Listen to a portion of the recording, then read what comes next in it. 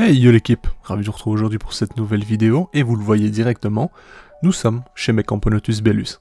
Alors, j'ai fait une vidéo assez récente à leur sujet justement, et qu'est-ce qui pourrait m'amener à en faire une autre vidéo? Ben vous allez le voir en fait. Il y a un événement au sein de ma jeune fondation Colonie, qui est franchement pas mal, et je suis vraiment très content. En fait, elles ont tout simplement, comme vous allez le voir à l'image, la première naissance de médias chez moi. Et ça c'est vraiment cool, parce que je ne savais pas quand ça pourrait arriver, vous le voyez d'ailleurs, il est tout petit, il est vraiment mignon je trouve. On a une coloration, un morph un peu différent sur le gastre, vous le voyez, là on a des lignes assez distinctes noires et des parties blanches, c'est totalement différent de tous ceux qu'on a déjà présents. Donc est-ce que les plus petits, les naissances récentes c'est comme ça, est-ce que plus tard les majors justement seront plus costauds comme on le voit à l'image? Est-ce que justement les médias sont de cette coloration et que les majors uniquement ont les traits comme on peut constater sur les images? Franchement je ne sais pas. C'est la surprise, mais je suis content parce que en vue du couvain qui est assez conséquent, on pourra avoir une variation de couleurs comme ça, de morphologie au sein de la colonie, sachant que les 3 reines pondent. Alors bien sûr je ne sais pas encore et ça va être la surprise, mais franchement ça va donner un peu plus de couleurs là-dedans et j'ai hâte déjà de voir plusieurs médias gambader. Sachant que vous allez voir c'est des petits bouffons, vous allez voir les images, ils partent à la récolte partout. Dès qu'ils croisent une ouvrière ou n'importe qui, hop, on récolte. Ça c'est dingue. Donc déjà peut-être ils ont un rôle de justement de réserve, ce qui me semblerait pas anormal, ça arrive souvent chez les campos d'ailleurs. Bon, on verra. Franchement je ne sais pas, mais je suis vraiment très content. D'ailleurs on remarque aussi, les reines sont un peu différentes chacune, donc sachant qu'elles pondent toutes les 3, ça peut influer aussi sur les naissances plus tard, quoi. Je trouve ça vraiment génial. Bref, passons. Ici, aux Philippines, donc l'espèce quitte la zone, la période humide. La période humide, c'est de juin à novembre, donc c'est un peu la saison des pluies, etc. Les températures sont toujours, en général, au-dessus de... au-dessus des 30 degrés de manière générale, donc c'est assez dingue en soi, il fait toujours chaud aux Philippines. D'ailleurs, pour information, la saison froide, les minima, on va chercher 25 degrés, imaginez un petit peu. Donc voilà, à la maison, j'aurai forcément un tapis qui va s'occuper d'elle en permanence, et on va les situer à tout simplement 27-28 degrés en journée, parce que, voilà, justement, on va respecter un peu les minima. Sachant qu'il y a une seule chose qui m'ennuie un peu du coup, c'est que même la nuit, il fait très chaud. Il fait très chaud, ça descend très peu, quoi. Donc ce que je vais essayer de respecter, c'est tout simplement de leur dédier le thermostat que pour elles, et mettre un jour-nuit avec justement des températures plus adaptées pour suivre vraiment ce qui se passe là-bas. Mis à part ça, ça pourrait convenir également à des espèces de Guyane, parce que en vrai, quand on regarde, pour l'instant les températures correspondent un peu, donc on pourrait s'adapter là-dessus franchement, mais bref, ça c'est un autre sujet. J'ai également essayé de motiver une personne là-bas aux Philippines directement, qui vit en retrait des villes, il est vraiment à proximité des îles, des montagnes, etc. Et donc c'est un peu intéressant parce que j'ai essayé de le convaincre d'aller me faire des photos directement sur place.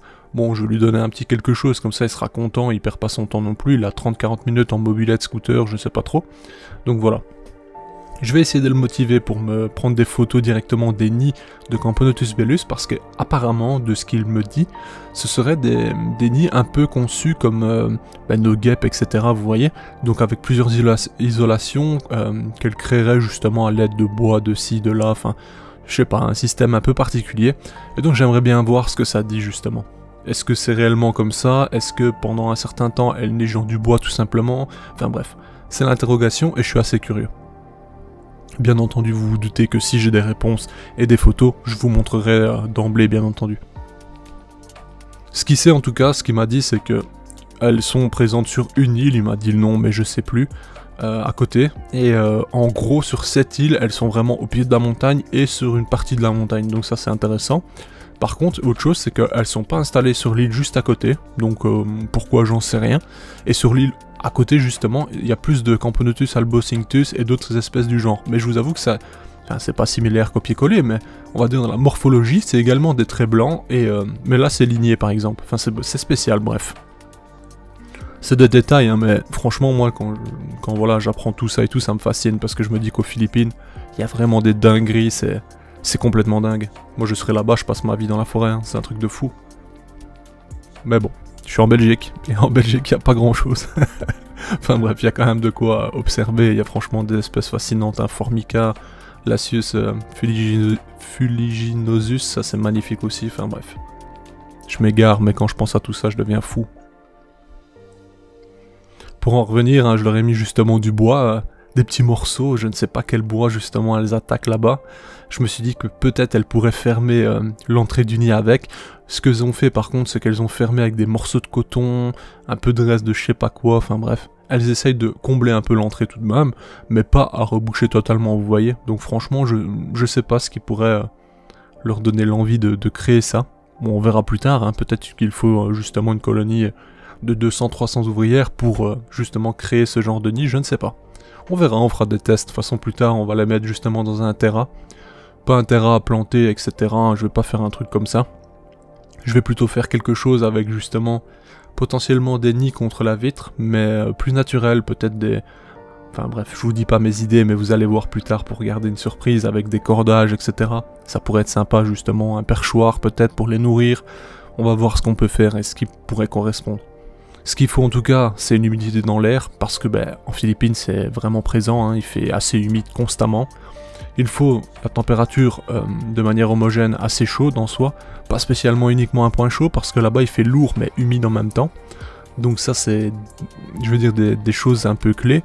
Donc moi je pars tout simplement sur un chauffage par le sol, et par conséquent aussi une zone humide qui pourrait justement par évaporation créer cette humidité constamment quoi. Ou alors je peux tout simplement aussi prendre des systèmes pour reptiles, etc., brumisateurs et tout, mais pour l'instant je trouve que c'est pas nécessaire. On verra plus tard si elles ont un manque d'humidité ou pas, mais franchement je pense que ça va le faire comme ça. Actuellement c'est pas dans mes plans de les déménager, sachant que elles s'y plaisent bien, elles se développent très bien, il y a encore un peu de place. Tant que c'est pas nécessaire, tant que je vois pas un attroupement de 50 dans l'aire de chasse par manque de place, etc., elles resteront dans ce setup. Qui fonctionne très bien en soi, ça se voit, donc franchement je suis assez content, hein. C'est pas un truc de fou, mais ça marche quoi. Enfin voilà un peu pour les news à leur sujet, je tenais à vous montrer justement ces petits médias parce que je trouve ça hyper chouette.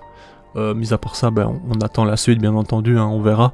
Et en termes de reproduction, je ne sais pas non plus comment ça se passe, donc ça c'est aussi la question, et ça peut être vraiment marrant de voir ça, admettons, si c'est une reproduction intranidale, ce genre de choses. Je ne sais pas, franchement aucune idée, mais si c'est ça, ce serait vraiment magnifique quoi.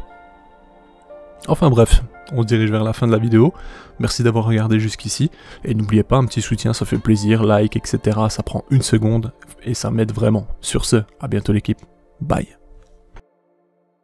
Hey, si toi aussi tu as apprécié la vidéo, n'oublie pas de t'abonner, de laisser un like, voire un commentaire, ou même de nous suivre sur les réseaux. Merci et à bientôt l'équipe.